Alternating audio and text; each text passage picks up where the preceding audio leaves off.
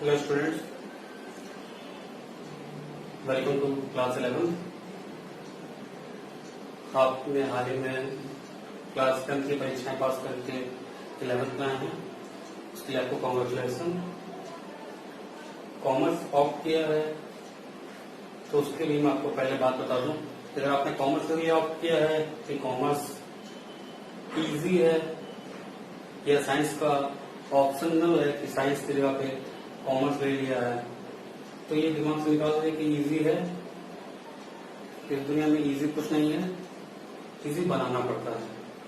तो ये मत सोचेगा कि कोई चीज इजी है, कॉमर्स लिया तो कॉमर्स इजी है या साइंस टफ था। ठीक, ऑप्शनल के तौर पे लिया तो अभी छोड़ दो, तो बहुत बड़ी बात नहीं है। लेकिन अगर कुछ वास्तव में इससे कुछ आगे करना है, जैसे इसके भी स्कोप है, सीए बोल सकते हो, सीएस बोल सकते हो, इंडियन इकोनॉमिक सर्विसेज है। इनके अलावा आज देख रहे हैं आप, आज के डेट में तो आपका इकोनॉमिक्स का काफी यूज है, क्योंकि हर जगह पे आपका बैंकिंग हो, म्यूचुअल फंड हो, शेयर स्टॉक मार्केट हो, आपका इंश्योरेंस मार्केट है, फाइनेंशियल प्रोडक्ट्स आते हैं, कॉमर्शियल पेपर से तमाम मतलब काम है इस करने के लिए। तो स्कोप इसका वाइडर है, ऐसा नहीं कि स्कोप कम है, बट ये सोच कर मत लीजिएगा कि ये इजी है या मैं इसको मैथ नहीं आता तो ले रहा हूँ, साइंस नहीं आता तो ले रहा हूँ। ये सोच मत लीजिएगा, मन से पढ़िए, अच्छा नंबर आएगा। तो आपको पता ही होगा फर्स्ट ईयर में कि आपको 3 सब्जेक्ट ऐड होंगे, बिजनेस स्टडीज, अकाउंटेंसी और इकोनॉमिक्स। ठीक है, तो हम बात करते हैं इकोनॉमिक्स की, क्योंकि मैं इकोनॉमिक्स का टीचर हूँ। तो इकोनॉमिक्स आपको 2 बुक्स पढ़ाई जाएंगी, एक आपका माइक्रो इकोनॉमिक्स और एक स्टैटिस्टिकल टूल्स फॉर इकोनॉमिक्स। वही स्टैटिक्स जो आप क्लास 10 तक पढ़ते आए हैं, लेकिन 10th से आप कोई भी चीज पढ़े हैं स्टैटिक्स में तो उसका कारण नहीं बताएगा कि क्यों पढ़ रहे हैं। फॉर एग्जाम्पल आपने मीन निकाला, मीडियन निकाला, मोड निकाला, आपको उसका कारण नहीं पता है कि वो आपने क्यों निकाला। बस आपने डेटा लिया और उठा के मिला के चले गए, डेटा रिजल्ट आ गया मीन, मीडियन, मोड, लेकिन बट आपको रीजन नहीं पता है कि आपने क्यों लगाया मीन, क्यों लगाया मीन, मोड, क्यों लगाया मीडियन। तीनों में आपको डिफरेंस नहीं पता। और इनके अलावा और भी टूल्स हैं, आप टेबल बनाते हैं, टेबल का क्या यूज है ये सब आपको नहीं पता चला। तो हम यहाँ देखेंगे कि उन टूल्स का यूज करके हम इकोनॉमिक्स इश्यूज को कैसे सॉल्व करते हैं, इसलिए आपको स्टैटिस्टिक्स पढ़ाई जाएगी। लेकिन फिलहाल आपको माइक्रो इकोनॉमिक्स पढ़ना है। ठीक, तो अभी हम फिलहाल इकोनॉमिक्स पढ़ते हैं। इकोनॉमिक्स क्या है? इकोनॉमिक्स ग्रीक वर्ड से बना है, ग्रीक वर्ड से ओपोज एंड नेमे। ओपोज मीन्स है हाउस होल्ड, नेमे मतलब मैनेजमेंट, यानी कि हाउस होल्ड का मैनेजमेंट करने को इकोनॉमिक्स कहा गया शुरुआत में। ठीक, लेकिन ये तो तब की बात थी, वाइडर रेंज में अगर देखें तो इकोनॉमिक्स का rational management of scarce resources in best way. मतलब स्कार्स रिसोर्सेज क्या मतलब है? रिसोर्सेज जो है बेटा हमारी नीड के अकॉर्डिंग सॉर्ट है। क्यों? अब देखो सिंपल सी बात है, हमें अगर हमारे पास जितना हमारे काम है, क्या हम सारे काम कर लेते हैं? जितना हमें जरूरत है क्या हम सारी जरूरतें पूरी कर लेते हैं? नहीं, इस धरती पे कोई भी नहीं पूरा कर पाता होगा। इवन वॉरेन बफेट और जेफ बेजोस जैसे लोगों की भी जरूरतें पूरी नहीं हो पाती होंगी। क्यों नहीं हो पाती? क्योंकि ह्यूमन वांट्स अनलिमिटेड है। हम चाहते क्या कि हमें ये भी मिल जाए, ये भी मिल जाए, ये भी मिल जाए, ये कार हो जाए, ये घर हो जाए, यहाँ घर हो जाए, दिल्ली में हो जाए। हमारी तमाम इच्छाएं होती हैं। हमारी वांट्स कैसी है? अनलिमिटेड है। रिसोर्सेज हमारे कैसे हैं? लिमिटेड है। रिसोर्सेज लिमिटेड है, हमारे वांट्स कैसे हैं? अनलिमिटेड। रिसोर्सेज जो है वो आपके लिमिटेड है और ह्यूमन वांट्स कितना कैसा है? अनलिमिटेड है। सिंपल सी बात है कि अगर हमारे पास एक 100 रुपीज का नोट है तो हम चाहते हैं हम इसमें से पिज्जा भी ले लें, बर्गर भी ले लें, कोल्ड ड्रिंक भी ले लें, पर उसमें तो कोई एक ही चीज मिल सकता है। तो क्या है? क्योंकि रिसोर्सेज स्कार्स हैं और हमारी वांट्स कैसी है? अनलिमिटेड। ठीक, और दूसरा चॉइस की बात आती है। रिसोर्सेज के अल्टरनेटिव यूज होते हैं।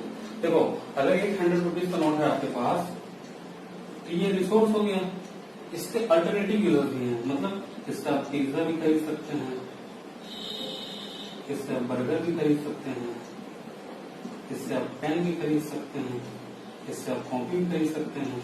तो क्या है? रिसोर्सेज के अल्टरनेटिव यूजर हैं। क्लियर? रिसोर्सेज लिमिटेड हैं और रिसोर्सेज के अल्टरनेटिव यूजर हैं। यही आपका आता है scarcity and choice is the essence of economics.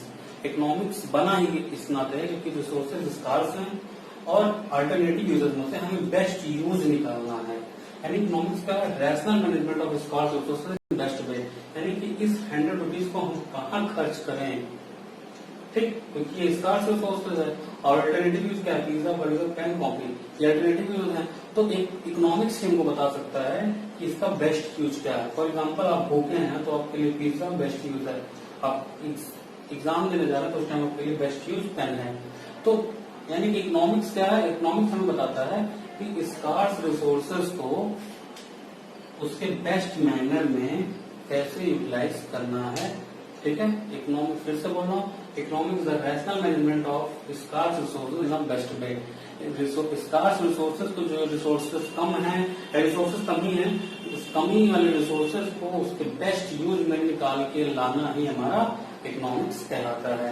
यानी कि इंसान के पास दो तरह की जॉब है, एक में वो 15,000 पा रहा है, एक में वो 25,000 पा रहा है, तो कौन सा करेगा, ऑब्वियसली 25,000 वाले करेगा। तो यहाँ पे इंसान का काम उसका रिसोर्स हो गया और वो किस मैनर में लगा रहा है वो उसका इकोनॉमिक्स हो गया। यानी 25,000 वाली जॉब करेगा तो वो बेस्ट यूज में डाल रहा है अपने रिसोर्सेज को। क्लियर। जैसे आपके पास एक घर है, अब उससे घर का किराया आपको मिल रहा है मान लीजिए 25,000 रुपए, और अगर आप उसमें आप बिजनेस करते हो तो उसमें मिलता आपको 50,000 रुपए, तो आप जाएगा तो उसमें बिजनेस ही करेंगे, तो उसका बेस्ट यूज क्या होगा, उसका बिजनेस। तो इकोनॉमिक्स हमें बताता है कि स्कार्स रिसोर्सेज का अल्टरनेटिव यूज से कौन सा यूज हम सेलेक्ट करें तब वो बेस्ट रिजल्ट देगा। फिर से economics is the rational management of scarce resources in a best way. Clear. अब आते हैं इकोनॉमिक्स क्या होता है, माइक्रो लेवल, माइक्रो इकोनॉमिक्स और मैक्रो इकोनॉमिक्स दो पार्ट में डिवाइड है।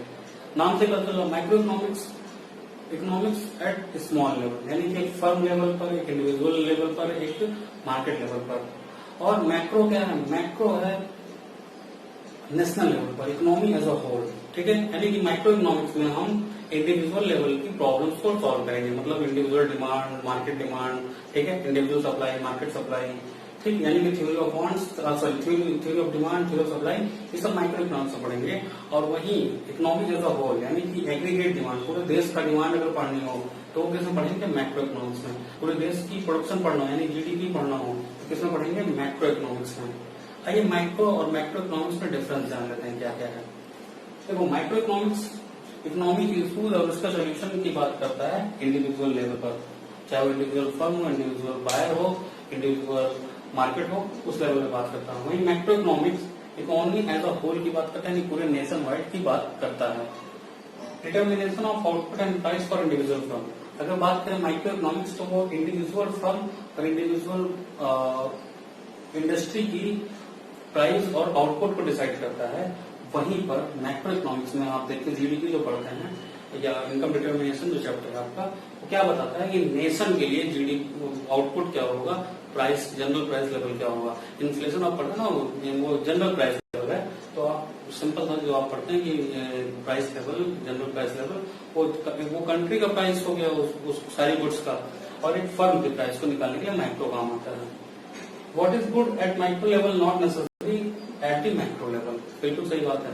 जो चीजें माइक्रो लेवल पर सही है जरूरी नहीं कि मैक्रो लेवल पर सही हो, जो चीजें मैक्रो लेवल पर सही हो जरूरी नहीं कि माइक्रो लेवल पर सही हो। कैसे, सेविंग देखिए, सेविंग अगर हम बात करें इंडिविजुअल लेवल पर तो बहुत अच्छा है, हम अगर अपने लिए बात करें तो हम सेविंग जितना करें उतना हमारे लिए अच्छी हो, उतनी अच्छी बात है।